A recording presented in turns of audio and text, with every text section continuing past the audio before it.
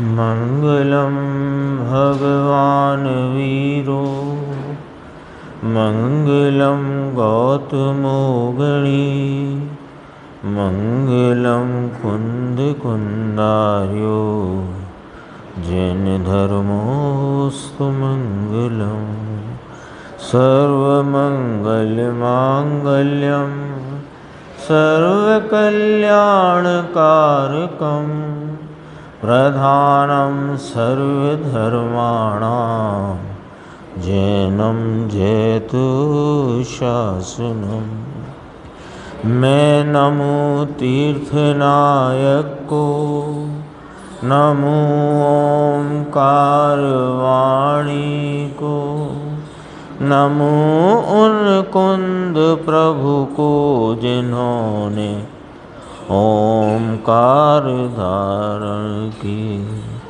अहो उपकार जिनवर का, कुंद का दिव्य वाणी का, जिन कुंद ध्वनि दाता उनका हान स्वामी का। चिदानंद एक रूपाए जिनाए परमात्मने, परमात्म प्रकाशाय नित्यं सिद्धात्मने नमः। परमात्म प्रकाश नाम का ग्रंथ योगेंद्र देवकृत, जिस पर अभी अपन पूज्य गुरुदेव श्री के इसकी 57 नंबर की गाथा पर कल भी चर्चा चली थी और आज भी उसका विस्तार अपन ने गुरुदेव श्री से सुना। और आज 58 नंबर की गाथा भी प्रारंभ की। इसमें अपनी चर्चा हो चुकी है और इसमें जो इसका भावार्थ है 57 नंबर का, उसकी चर्चा गुरुदेव श्री ने जो अपने सामने रखी उसको अपन देखते हैं और फिर 58 नंबर की गाथा अपन प्रारंभ करेंगे। पेज नंबर है 123। ये षट द्रव्यों के गुण पर्याय कहे गए हैं, है ना। द्रव्य गुण पर्याय 57 नंबर की गाथा इसकी उत्थानिका थी, या उत्थानिका में कहा है कि द्रव्य गुण पर्याय का कथन करते हैं। तो द्रव्य गुण पर्याय का जो स्वरूप कहा तो कहते हैं कि 6 द्रव्यों के गुण पर्याय कहे गए हैं। इन षट द्रव्यों में जो शुद्ध गुण शुद्ध पर्याय सहित जो शुद्ध जीव द्रव्य है ना। भावार्थ क्या है इस चर्चा का? भावार्थ क्या है कि यह 6 द्रव्यों में जो शुद्ध गुण शुद्ध पर्याय सहित जो शुद्ध जीव द्रव्य, लो शुद्ध गुण और शुद्ध पर्याय सहित जो शुद्ध जीव द्रव्य वही उपादेय है। थोड़ी बात देखना, यहाँ पर गुरुदेव ने स्पष्ट भी कर दिया। क्यों कि सभी ग्रंथों में जिनेंद्र परमात्मा की वाणी में यह बात आई कि पर्याय रहित का द्रव्य एक रूप ध्रुव सामान्य सदृश वस्तु वह उपादेय है। और अब यहाँ कहा कि शुद्ध गुण और शुद्ध पर्याय सहित जो शुद्ध जीव द्रव्य वही उपादेय है।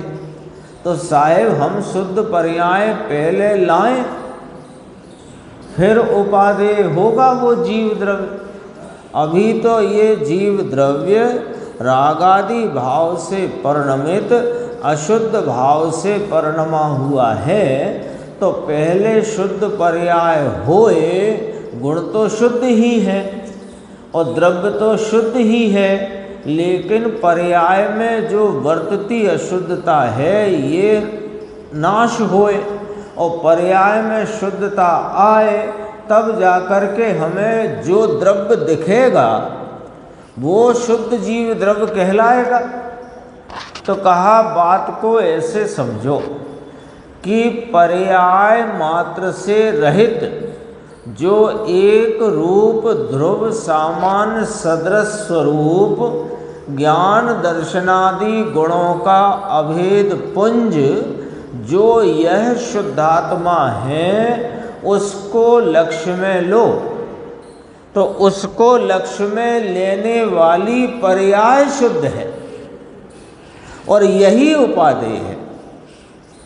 तो जब इस पर्याय भेद गुण भेदों से रहित एक रूप सामान्य सदृश ध्रुव ज्ञायक भगवान, उसको लक्ष्य में लेना ही पर्याय का शुद्धत्व है। उसमें ही वह शुद्ध जीव द्रव्य, शुद्ध जीव द्रव्य तो त्रिकाल शुद्ध है, इसके अनंते गुण त्रिकाल शुद्ध हैं। तो ऐसे द्रव्य को जिस पर्याय ने लक्ष्य में लिया, जिस पर्याय ने ऐसे द्रव्य को विषय किया, तो उसमें वह पर्याय ही शुद्ध परिणमित हो गई।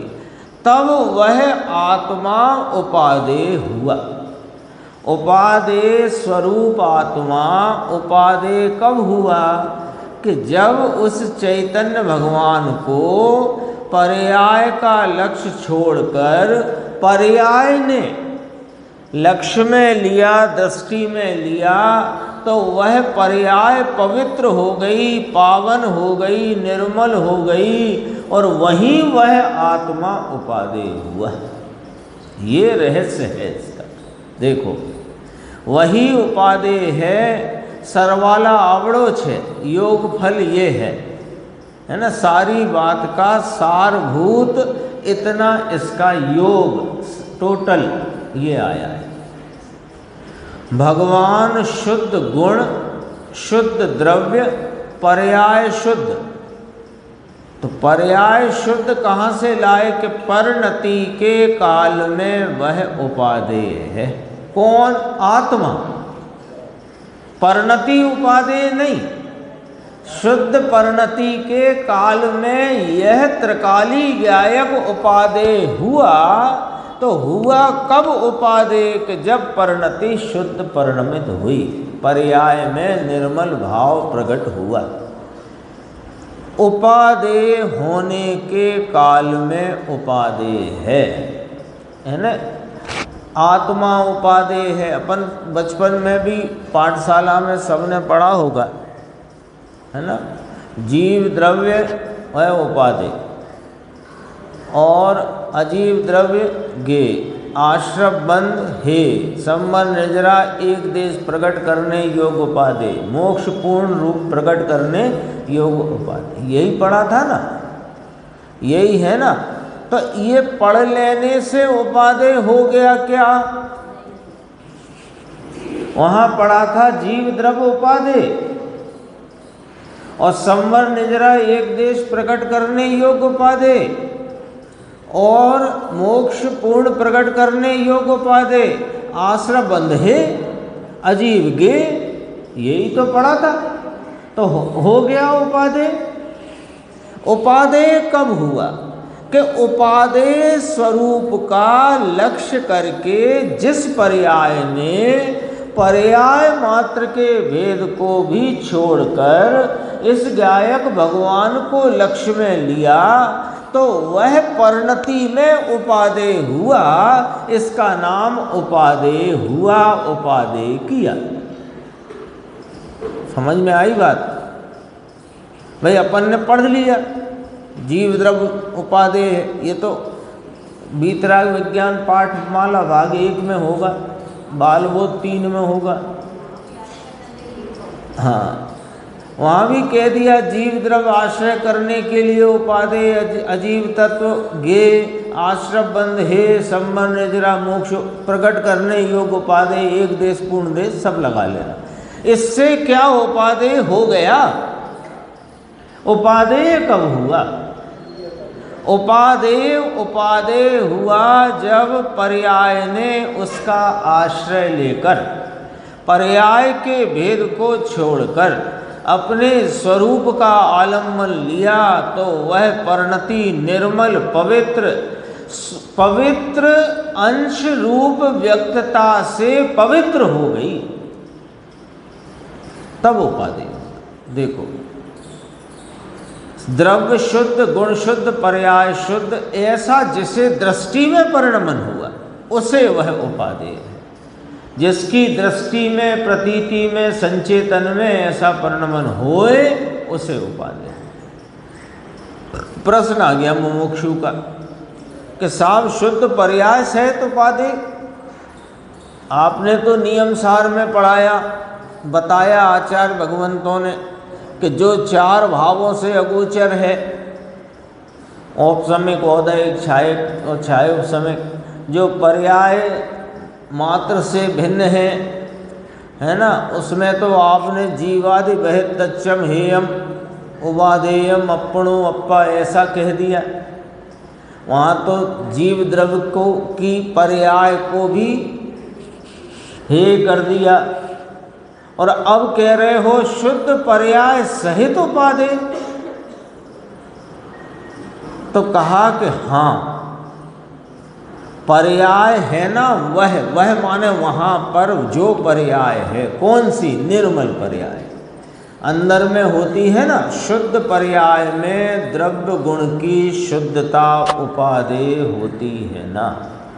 द्रव्य गुण शुद्ध है, स्वरूप से त्रिकाल शुद्ध है, ऐसा उपादेय किसने किया कि उसका लक्ष्य करती, उसे विषय करती वर्तमान उपयोग और श्रद्धा की पर्याय ने उसे स्वीकार किया, उसकी शुद्धता का आस्वादन किया, वो पर्याय ने उपादेय किया, तो शुद्ध द्रव्य, शुद्ध गुण और शुद्ध पर्याय उपादेय है। ऐसी कथनी यहाँ पर आई।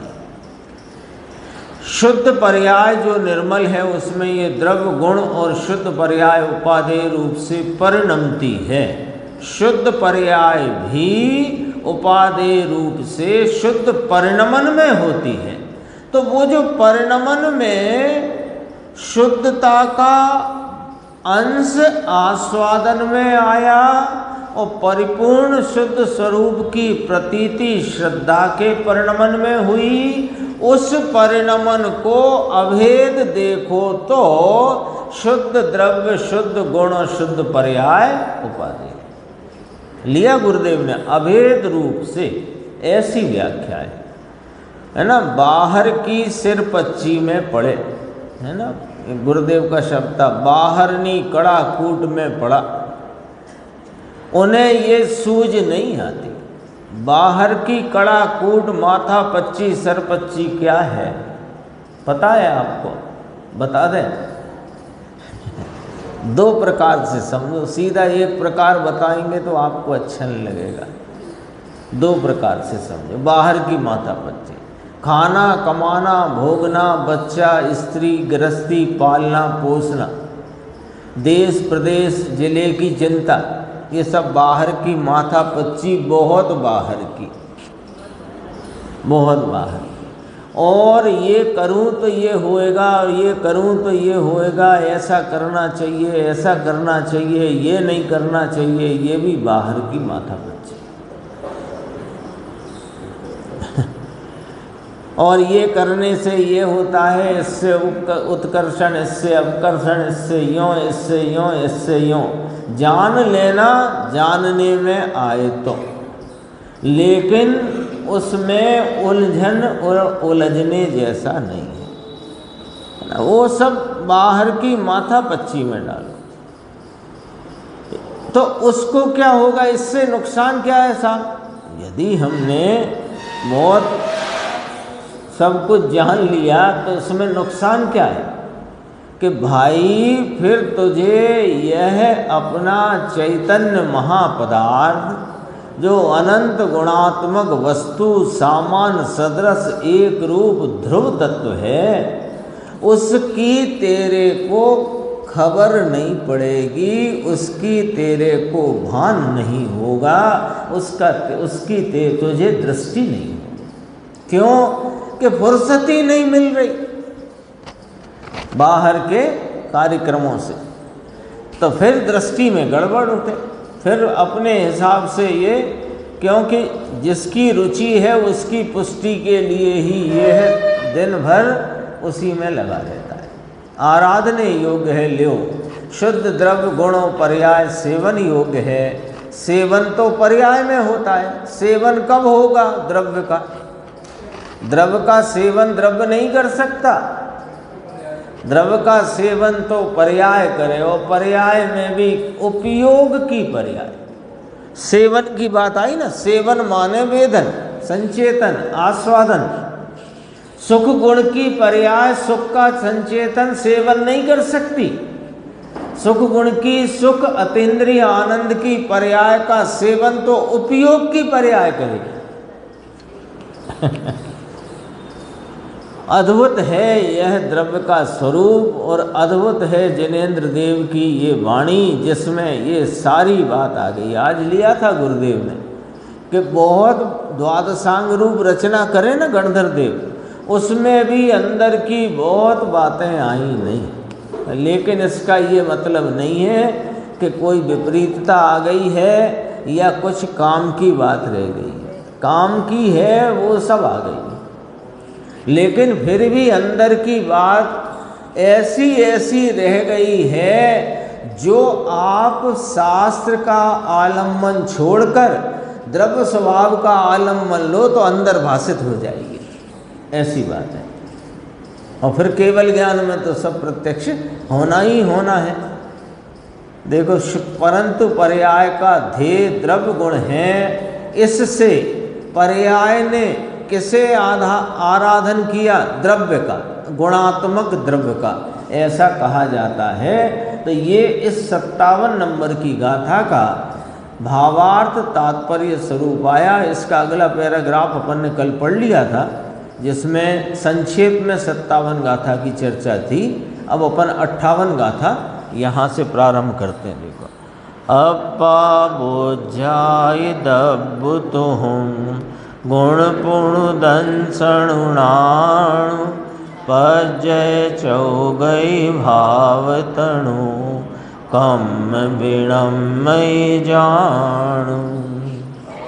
आत्मा को तुम द्रव्य लखो अरु दर्शन ज्ञान लखो गुण रूप चार गति के भाव और तन परम जन्य पर्याय लखो। आगे जीव के विशेष पने से द्रव्य गुण पर्याय कहते हैं। 57 नंबर की गाथा में भी द्रव्य गुण पर्याय की चर्चा थी, यहाँ भी द्रव्य गुण पर्याय की चर्चा है। यहाँ जीव के विशेष यानी जीव की मुख्यता करके कथन करते हैं। देखो, अन्वयार्थ। हे शिष्य, तू आत्मा को तो द्रव्य जान और दर्शन ज्ञान को गुण जान, और चार गतियों के भाव तथा शरीर को कर्म जनित विभाव पर्याय समझ। संक्षेप में 3 पॉइंट की बात। द्रव्य किसे जानना? कि आत्मा वस्तु पदार्थ गुणात्मक, उसको तुम द्रव्य जानो। गुणों का आश्रय भूत भाव अनंत गुणात्मक वस्तु, उसे तुम द्रव्य जानो। एक बात। तो आत्मा के ज्ञान गुण कौन जाने?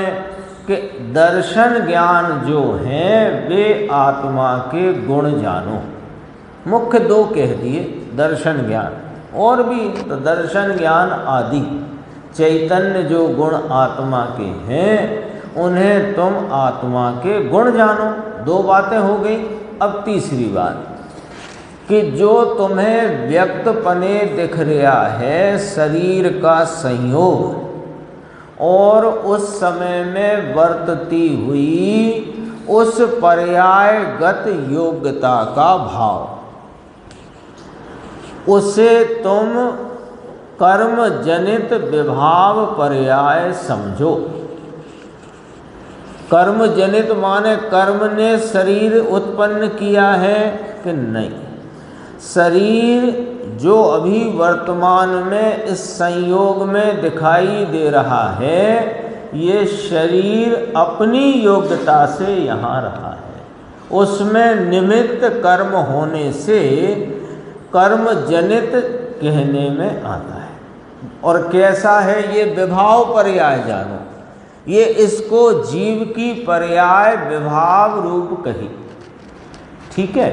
दूसरी बात, चार गतियों के भाव, जब यह इसको मनुष्य शरीर का संयोग होता है तो उस शरीर का संयोग तो शरीर में रहता है, लेकिन उस समय में इसको अपनी परिणति में जीव को विकार रूप से यह भाव वर्तता है कि मैं मनुष्य हूँ।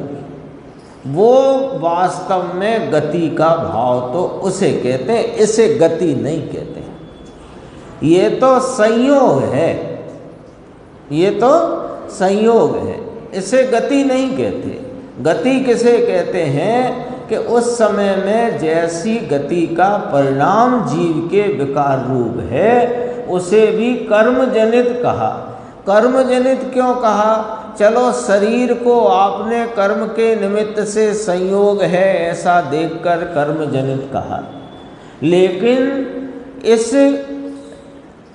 जो मनुष्य गति, देव गति, नारक गति आदि का जो विभाव रूप विकारी गति की योग्यता का जीव का परिणाम, इसे कर्म जनित क्यों कहा? क्योंकि ये स्वभाव जनित नहीं है। इतनी बात पकड़ना, स्वभाव जनित नहीं है ना। एक ये भी एक कथन शैली की विवक्षा है ना, कि जैसे कोई चीज़ अपनी नहीं, तो किसी ने पूछा भाई साहब ये आपका है कि नहीं? नहीं उनका होगा। अब आप उन्हें जानते भी नहीं जिनका है, आप उन्हें नहीं जानते जिनका है, लेकिन क्या कहोगे कि मेरा नहीं। अपन सफ़र करते हैं ट्रेन में, तो किसी ने कहा भाई साहब ये सूटकेस आपका है? नहीं नहीं उनका होगा। तो मेरा नहीं है, इस बात को कहने में ये भी एक शैली है कि मेरा नहीं उनका है।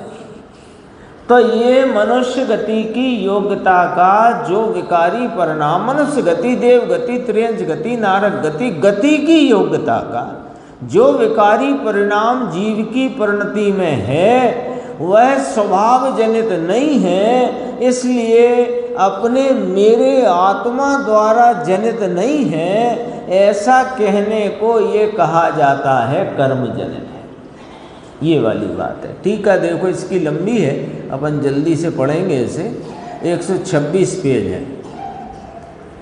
मूल तो इसमें जीव के द्रव्य गुण पर्याय की बात करना है, पर टीकाकार ब्रह्मदेव सूरी महाराज ने जीव की भी बात कही और भी इसमें चर्चा विस्तार किया है। देखो इसका विशेष व्याख्यान करते हैं।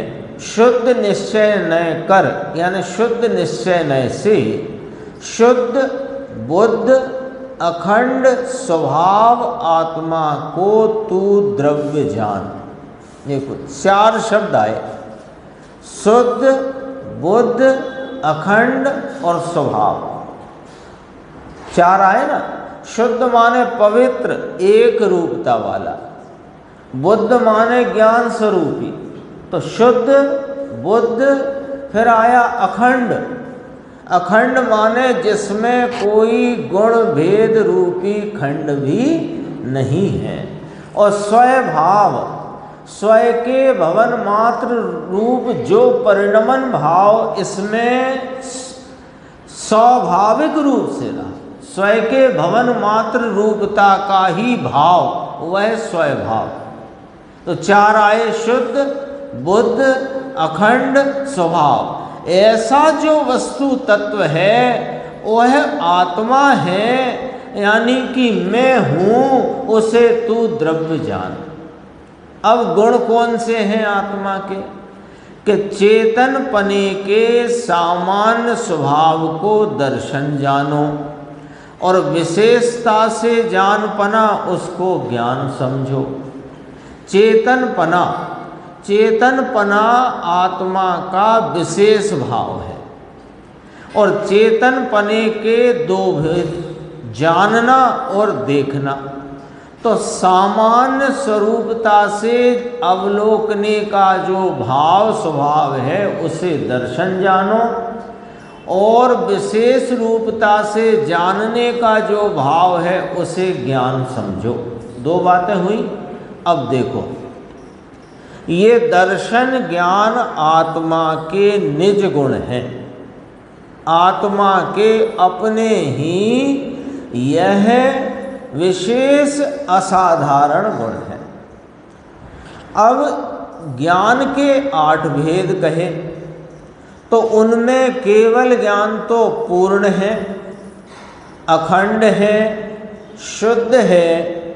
3 शब्द लिए। केवल ज्ञान कैसा है?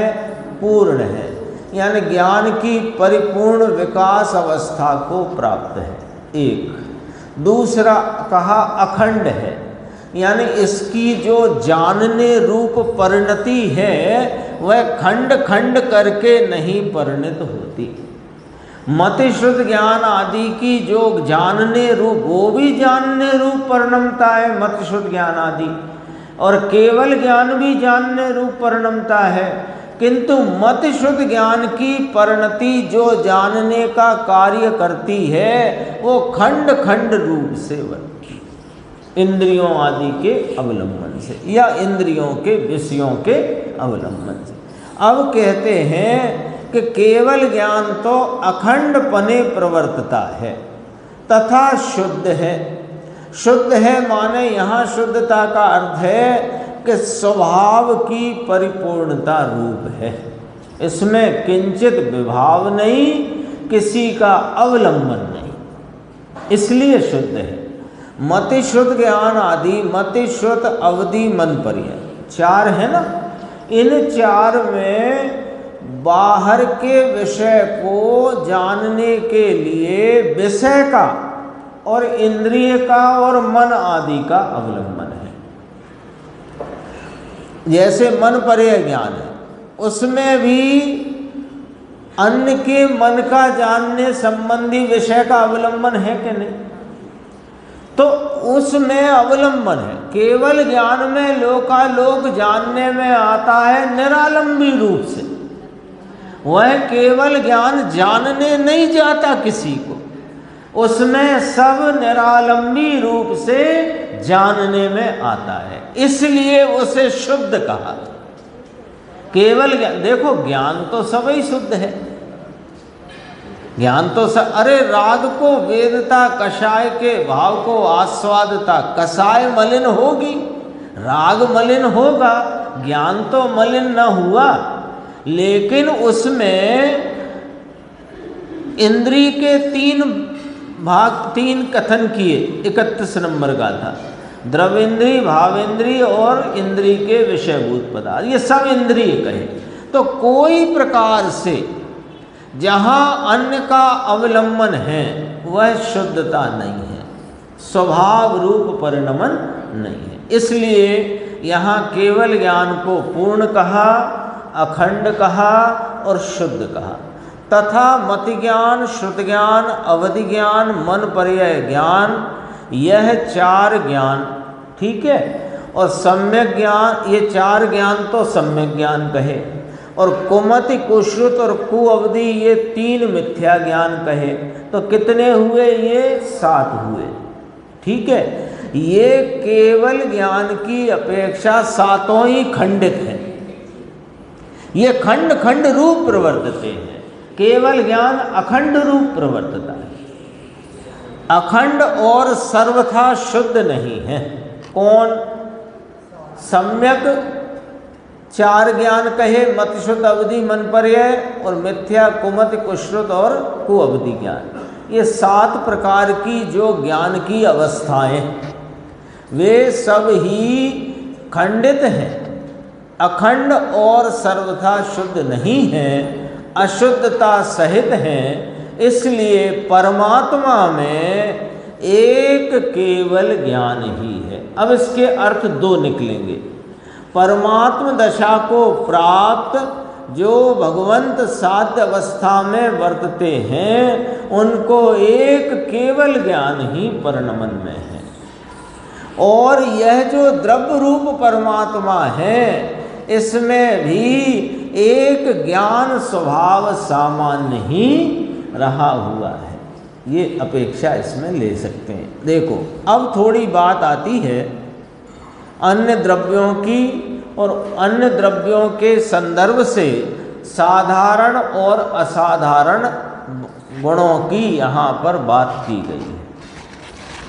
समझना जरा, शैली थोड़ी सी अटपटी आएगी, क्योंकि अटपटी माने है तो सीधी, लेकिन अपने सुनने समझने में ये शैली कम आती है। इसलिए देखो आराम से। पुद्गल में अमूर्त गुण नहीं पाए जाते। पुद्गल में मूर्तिकपना है, अमूर्तपना तो पुद्गल में है नहीं। तो इस कारण पांचों की अपेक्षा, पांच कौन से कि पुद्गल छोड़ करके जीव, धर्मास्थि, अधर्मास्थि, आकाश और काल, ये पांचों की अपेक्षा अमूर्त गुण को साधारण जानो। अमूर्त गुण, अमूर्तिकपना, वह पांच द्रव्यों को साधारण है। कौन कौन पांच? पुद्गल छोड़ करके पांच द्रव्य, जीव, धर्मास्थि, अधर्मास्थि, आकाश और काल, इनमें वे साधारणपने हैं, सभी अमूर्तिक हैं। और पुद्गल में मूर्तिकपना है, पुद्गल में अमूर्तिकपना नहीं है। तो पुद्गल की अपेक्षा अमूर्तिकपने को असाधारण जानो। अब अपन क्या करते हैं कि यहाँ साधारण असाधारण का अर्थ यदि सामान्य विशेष लगाओगे तो नहीं लगेगा। सामान्य विशेष लगाएंगे यशवंत भाई तो नहीं लगेगा। क्यों नहीं लगेगा? क्योंकि अमूर्तिकपना पांच द्रव्यों में सामान्य है, ये बात तो ठीक है, लेकिन अमूर्तिकपना पुद्गल में विशेष है, ये नहीं है ना। पुद्गल में तो मूर्तिक है। तो यहाँ क्या अर्थ लगेगा? साधारण को साधारण कहा और जो नहीं उसे असाधारण कहा। तो अटपटी सी लगी ना शैली।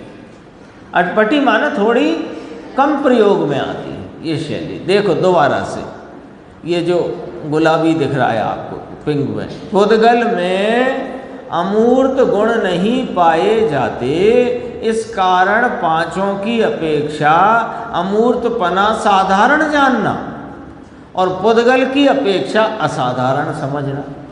ठीक है, आगे बढ़ते हैं। प्रदेश गुण यानी प्रदेशत्व गुण काल के बिना पांच द्रव्यों में पाया जाता है। अब यहाँ प्रश्न हो गया, साहब काल में भी तो प्रदेशत्व गुण है। प्रदेशत्व गुण तो है, पर प्रदेशत्व गुण से होने वाला जो उसका आकार रूप भाव है वो कायत्व रूप नहीं है। तो उस कायत्व रूप नहीं होने को यहाँ प्रदेशत्व गुण का परिणाम नहीं, ऐसा करके कथन किया है। अब शैली तो समझना पड़ेगा। प्रदेश गुण ये नहीं समझेंगे ना तो फिर क्या होगा कि जिनवाणी तो पूर्वा पर विरोध रहित है, हम पूर्वा पर विरोध से ग्रसित हो जाएंगे, नहीं समझेंगे तो। देखो, प्रदेशत्व गुण या प्रदेश गुण काल के बिना पांच द्रव्यों में पाया जाता है। पंचास्तिकाय है ना, पांच अस्तिकाय द्रव्य हैं। जीवास्तिकाय, पुद्गलास्तिकाय, धर्मास्तिकाय, अधर्मास्तिकाय, आकाशस्तिकाय, ऐसे पांच हुए ना। तो काल अस्तिकाय नहीं है, काल अस्थि है, कायत्व नहीं है। ठीक है, तो प्रदेश गुण काल के बिना पांच द्रव्यों में पाया जाता है, इसलिए पांच की अपेक्षा प्रदेश गुण साधारण और काल में नहीं पाए जाने से स्वयं काल की अपेक्षा असाधारण है। स्वकाल की अपेक्षा माने काल द्रव्य जो है वो एक प्रदेशी है, बहुप्रदेशी नहीं, तो वह उसका स्वकाल रूप भाव कैसा, एक प्रदेशी रहना। एक प्रदेशी रहना भी पर्याय है, तो वह स्वकाल हुआ, काल का उस समय का भाव। तो काल का वह भाव एक प्रदेशी रहना, उसे यहाँ प्रदेशत्व गुण का से होने वाला कायत्व नहीं है, इसलिए उसको असाधारण का। असाधारण माने नहीं है। अब फिर तीसरी विवक्षा, अब दोबारा, पुद्गल द्रव्य में मूर्तिक गुण असाधारण है, ठीक है, इसी में पाया जाता है। अब विवक्षा क्या हो गई कि पुद्गल द्रव्य में मूर्तिक गुण पाया जाता है इसलिए असाधारण कहा,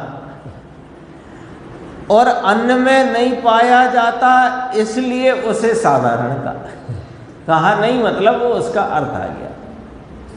आही बात ख्याल में, पुद्गल द्रव्य में मूर्तिक गुण असाधारण है। अब यहाँ असाधारण का अर्थ विशेष है, विशेष मूर्तिक गुण पुद्गल का विशेष गुण है, इसी में पाया जाता है, अन्य में नहीं। और अस्तित्व आदि गुण इसमें पाए जाते हैं और अन्य में भी पाए जाते हैं, इसलिए साधारण गुण है। यहाँ विशेष गुण सामान्य गुण की बात आ गई। वहाँ जिनमें पाया जाता है उस अपेक्षा साधारण, और जिसमें नहीं पाया जाता उसकी अपेक्षा असाधारण। प्रदेशत्व गुण की बात करी तो कायत्वपना जिनमें है उनमें साधारण, और जिसमें कायत्व नहीं, बहुप्रदेशीपना नहीं, उसमें असाधारण। अब तीसरी विवक्षा जो दिख रही है यहाँ पिंग में, चेतनपना पुद्गल में नहीं, ये अपन कहाँ थे, यहाँ थे। पुद्गल द्रव्य में मूर्तिक गुण असाधारण, असाधारण माने विशेष, और अन्य में नहीं। अब अस्तित्व आदि गुण सब द्रव्यों में, तो वे साधारण गुण कहे। अब आगे चलती है बात, चेतनपना पुद्गल में सर्वथा नहीं पाया जाता। पुद्गल परमाणु को द्रव्य कहते हैं। देखो, पुद्गल द्रव्य कौन है कि परमाणु पुद्गल द्रव्य है, ये पुद्गल नहीं है, यानी यथार्थ पुद्गल इसे नहीं कहेंगे, द्रव्य नहीं कहेंगे, पुद्गल द्रव्य नहीं कहलाएगा, ये पुद्गल का परिणाम कहलाएगा।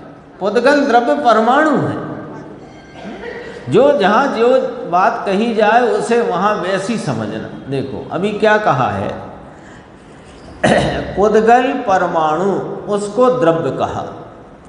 स्पर्श रस गंध वर्ण स्वरूप जो मूर्ति, मूर्ति माने उसका मूर्तिक भाव, वह पुद्गल का विशेष गुण है। अन्य सब द्रव्यों में, अब यहाँ तक हो गई बात, अब सामान्य बात सब द्रव्यों की, यहाँ से अन्य सब द्रव्यों में जो उनका स्वरूप है वह द्रव्य है, और अस्तित्व आदि उनके गुण हैं। सामान्य चर्चा है ये 6 द्रव्यों की सामान्य चर्चा। इसमें 6 द्रव्य अलग अलग नहीं दिखेंगे इस चर्चा में। अभी अपन ऊपर देख रहे थे तो पुद्गल की चर्चा स्पर्श रस गंध मूर्तिक भाव से करी, आत्मा की चेतन भाव से करी, है ना।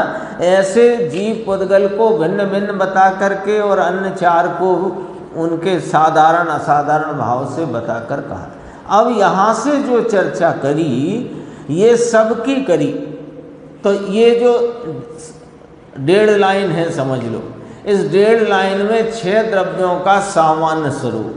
सब द्रव्य कैसे हैं कि सब द्रव्य गुण पर्यायवत हैं।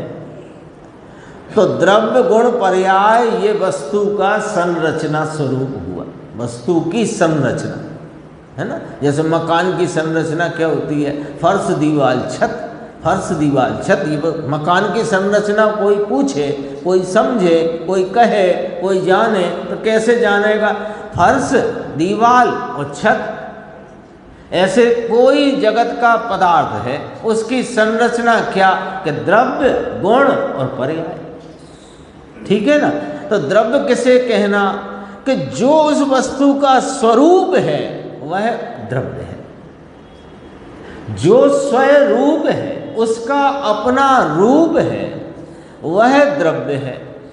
और अस्तित्व आदि गुण, अब अस्तित्व आदि गुण में ऐसे समझना, अस्तित्व आदि सामान्य गुण और उनके अपने अपने विशेष गुण, वे सब गुण हैं।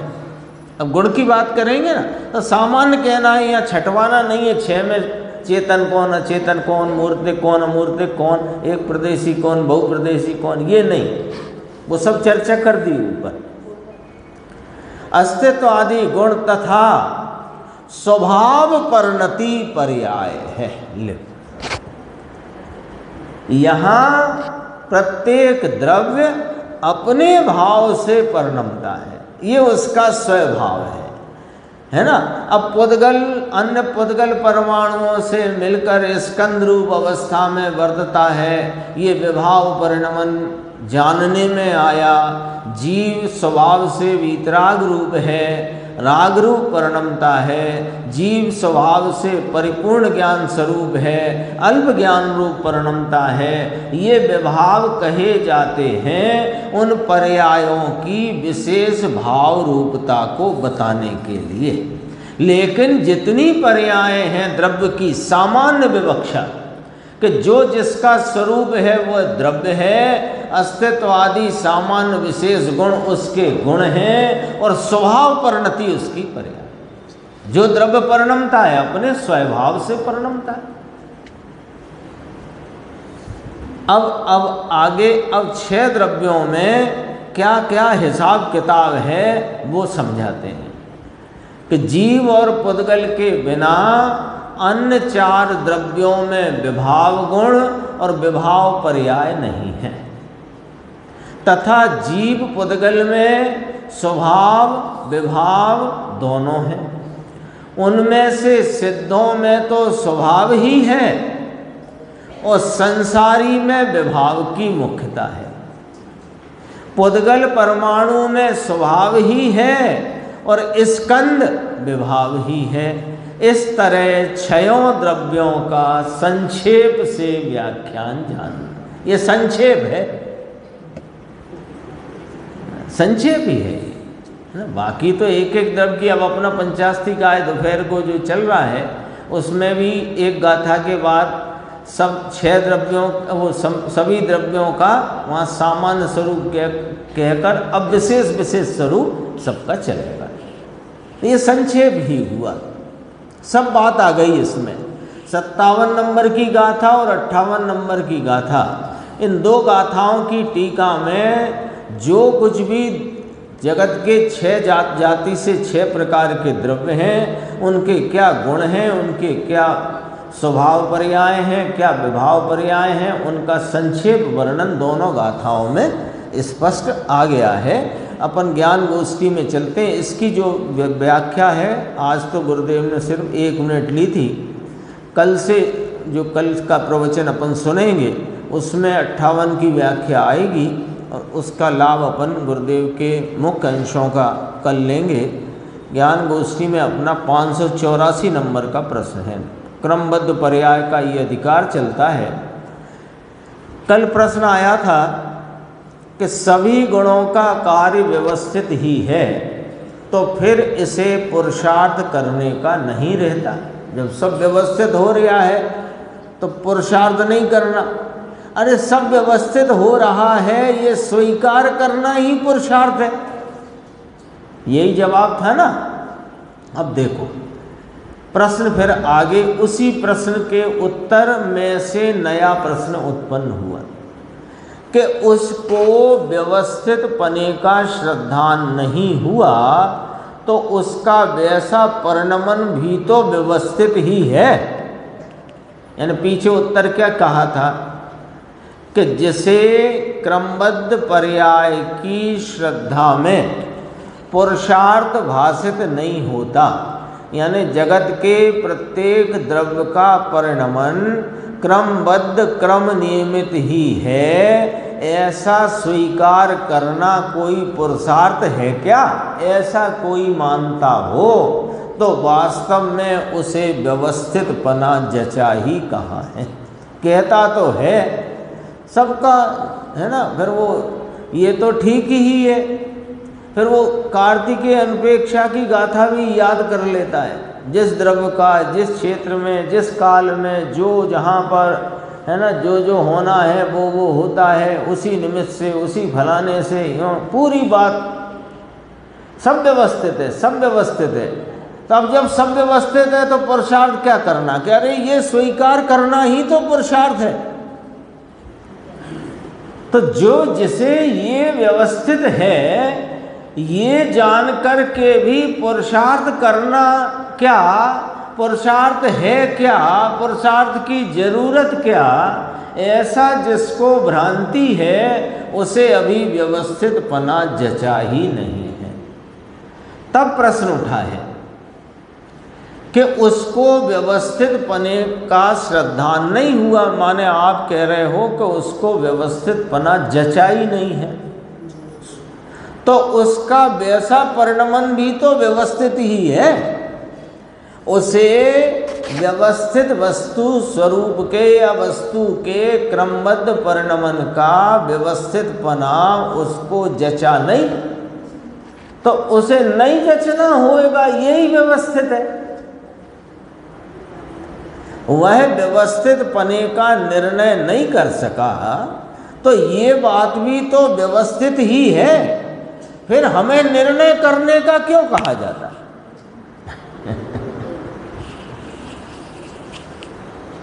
प्रश्न आया समझ में? बहुत कठिन नहीं है बात, सीधी सच्ची बात है। उसका कहना यह है कि आपने हमसे कह दिया कि तुम्हें जब तक वस्तु के क्रमबद्ध परिणमन का यथार्थ श्रद्धान नहीं है, यानी उस यथार्थ श्रद्धान रूप अपने चैतन्य भगवान का भान नहीं है, तो तुम्हें व्यवस्थितपना नहीं जचा, ये कहा। तो अब हम कहते हैं कि व्यवस्थितपना हमारे जचने ही नहीं होगा अभी, हमें ऐसा निर्णय अभी होना ही नहीं होगा ना, इसलिए नहीं हुआ। तो हमसे ये क्यों कह रहे हो निर्णय करो? आप खुद अव्यवस्था फैला रहे हो। जब निर्णय होना भी व्यवस्थित है तो अव्यवस्था क्यों फैला रहे हो आप? होना होगा निर्णय तब हो जाएगा, हमसे ये क्यों कह रहे हो कि निर्णय करो? प्रश्नकार ने दमदारी से प्रश्न करा है। दमदारी काय की? भ्रांति की। भ्रांति की दमदारी कैसी? कि जब व्यवस्थित बने का हमको निर्णय नहीं कर सके, हम आप ही कह रहे हो क्यों नहीं कर सके कि वो व्यवस्थित है, तो फिर हमसे निर्णय करने का क्यों कहा जाता है? उत्तर, उसका परिणमन व्यवस्थित ही है, ऐसी उसे खबर कब है?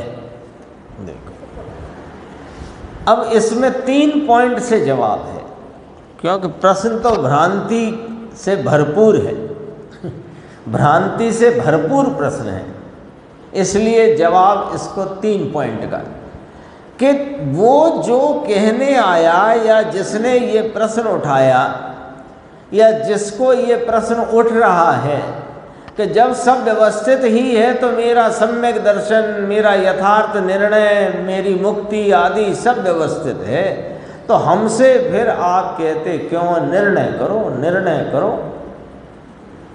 तो कहा कि तुमने किस से खबर प्राप्त करी है कि परिणमन व्यवस्थित ही है?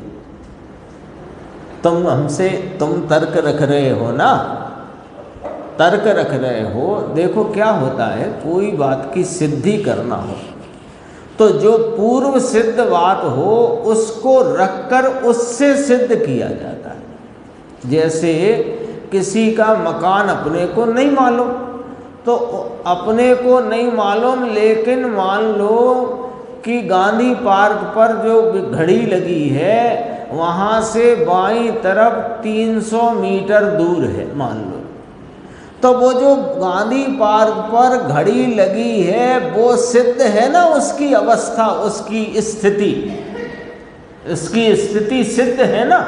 तो वहाँ से आप कह सकते हो और वह समझ लेता है। तो सिद्ध बात पर से जो नहीं ज्ञात उसका कथन किया जाता है। अब पलटकर जिसका कथन किया जाता है वो किसी सिद्ध बात पर से किया जाता है, ठीक है। तो तुमने ये बात हमसे पूछी अथवा कही कि सब परिणमन व्यवस्थित ही है, तो हमसे निर्णय करने की क्यों कहते हो? तो हम पूछते हैं कि सब परिणमन व्यवस्थित ही है, ऐसी तुम्हें खबर कहाँ से लगी? समझ में आई? ऐसी खबर तुमको कहाँ से हो गई भाई, जो तुमने ये कहने के लिए या ये कहते हुए हमारे सामने ये भ्रांति से भरपूर प्रश्न रख दिया कि जब सब व्यवस्थित ही है तो निर्णय करने का क्यों कहते हो? जब निर्णय होना होगा हो जाएगा। तो ये जो होना होगा सो हो जाएगा, ये तुमने कहाँ से जानकारी लेकर के बात हमसे करी? तुमको यह बात की सिद्धि कहाँ से हुई है जो तुम हमसे पूछने आए हो कि सब व्यवस्थित ही है, निर्णय भी व्यवस्थित ही है, होना होएगा तो हो जाएगा? ये तुमने बात को कहाँ से पकड़ा है? लॉजिक आया पकड़ में? देखो अब गुरुदेव समझाते हैं। परिणमन व्यवस्थित है ऐसा जो तुम हमसे कहने आए हो, तो तुम हमसे अधिक से अधिक ऐसा कहोगे, जो जो देखी वीतराग ने सो सो होसी वीरा रे। सो तुम हमसे ये कहोगे कि सर्वज्ञ ने कहा है अथवा सर्वज्ञ ने देखा है, वैसा ही होता है, इसलिए हम कहते हैं कि सब कुछ व्यवस्थित है। तो हम तुमसे पूछते हैं कि तुमको सर्वज्ञ का निर्णय हो गया है? जवाब देखो कितना। यदि वो भ्रांति की भरपूर दमदारी से पूछी है बात, तो यहाँ निभ्रांत और असली बात सामने दमदारी से कही गई। देखो क्या कहा, तुमने कहाँ से पूछी ये बात, तुमको कहाँ से मालूम पड़ा कि सब व्यवस्थित है? तो उसने कहा साहब सर्वज्ञ देव ने कहा। तो तुमको सर्वज्ञ का निर्णय हो गया है भाई साहब कि नहीं हुआ है? यदि सर्वज्ञ का निर्णय हो गया है तो इसका मतलब तुम्हें अपने सर्वज्ञत्व का निर्णय हो गया है। और यदि तुम्हें अपने सर्वज्ञत्व का निर्णय हो गया है तो ये तुम्हारा प्रश्न ही जीरो है, क्योंकि ये प्रश्न तुम्हें उठ ही नहीं सकता। यदि तुम्हें अपने सर्वज्ञत्व स्वभाव का, इस ज्ञायक भगवान आत्मा का, इस चैतन्य परमात्मा का निर्णय हुआ है, तभी तो सर्वज्ञ का निर्णय हुआ है। और फिर सर्वज्ञ की कही बात का निर्णय सच्चा तब कहलाया कि जब तुम्हें अपना निर्णय हुआ। अब अपना निर्णय नहीं तो आपको कैसे मालूम कि हमको हमारा निर्णय हुआ है, या हमें अपने सर्वज्ञत्व का निर्णय यानी भान हुआ है कि नहीं हुआ है? कि हमें ऐसे मालूम पड़ गया कि ये प्रश्न तुम्हारा खुद ही कह रहा है, प्रश्न ही कह रहा है। प्रश्न कैसे कह रहा है कि हम निर्णय करने का जो तुम्हें उपदेश कहते हैं, तो तुम निर्णय तो करते नहीं, न अपने स्वभाव का, न सर्वज्ञ का, न सर्वज्ञ की कथनी का। निर्णय तो करते नहीं, बल्कि हमारे सामने ये बात पूछ रहे हो कि जब सब व्यवस्थित है तो निर्णय कब, जब होना होगा तब हो जाएगा। तो ऐसे नहीं होता भाई साहब, ऐसे नहीं होता है। जिसके आधार पर तुम क्रमबद्ध की बात करते हो, सर्वज्ञ की साक्षी से और वस्तु के स्वरूप से, दो ही तो क्रमबद्ध रूप परिणमन का जो सिद्धांत है, इसके दो पाए हैं, सर्वज्ञ की साक्षी और वस्तु स्वरूप। मूल तो वस्तु स्वरूप है, साक्षी सर्वज्ञ देव की है। तो तुम्हें वस्तु स्वरूप का भी निर्णय नहीं और सर्वज्ञ का भी निर्णय नहीं। ऐसा संवत 71 में ये प्रसंग हुआ था। गुरुदेव के गुरु भाई आए, उन्होंने आकर के गुरुदेव से कहा, गुरुदेव को ढूंढिया में दीक्षा लिए ज़्यादा समय 8 महीने 7-8 महीने हुए थे। तो गुरु भाई ने आके कहा, मूलचंद नाम था, कि जब हमारी मुक्ति सर्वज्ञ ने देखी होगी तब हो जाएगी, तो इसमें हमें अब करना क्या। अपन तो बस वही है, भोजन ले आओ, करो, पात्र चमकाओ, खुश और दया पालो, जो कुछ भी है। हमारी मुक्ति जब सर्वज्ञ ने देखी होगी तब हो जाएगी। तो गुरुदेव ने वहीं उसी समय ये जवाब दिया कि सर्वज्ञ ने देखी होगी तब होगी, ऐसा तुम किस आधार से कहते हो? तुम सर्वज्ञ को जानते हो या तुम्हें सर्वज्ञ का निर्णय हो गया है? ऐसे करके सामने जवाब दिया। संवत 71, यानी आज से समझो 104-5 साल पुरानी बात हो गई, आज से लगाओ तो वही का वही जवाब यहाँ पर है। देखो, प्रथम वह सर्वज्ञ का निर्णय तो करे। सर्वज्ञ का निर्णय करे माने अपने सर्वज्ञत्व स्वभाव का निर्णय करे, तो सर्वज्ञ का निर्णय हो। सर्वज्ञ का निर्णय हो तो सर्वज्ञ की कथनी में जो आया है उसका निर्णय सम्यक सच्चा यथार्थ तब ही कहलाएगा, तब उसे व्यवस्थित की खबर पड़े। एक और पढ़ता हूँ मैं इसके लिए, क्योंकि इसके बाद का है वो थोड़ा विस्तार वाला है, उसे अपन कर लेंगे। 585 व्यवस्थित परिणमनशील वस्तु है, इस प्रकार भगवान के कथन की श्रद्धा तो उसे है। जब गुरुदेव ने ये जवाब दे दिया, इसी में जोड़ लो उसको, कि प्रथम सर्वज्ञ का निर्णय करे तब उसे व्यवस्थित की खबर पड़े। तो कहा साहब वो ठीक है आप कह रहे हो, लेकिन परिणमनशील हैं सब पदार्थ, वे व्यवस्थित परिणमनशील हैं, ऐसा भगवान ने कहा है, तो हमें भगवान के कथन की तो श्रद्धा है ना। तो कहा कि नहीं है।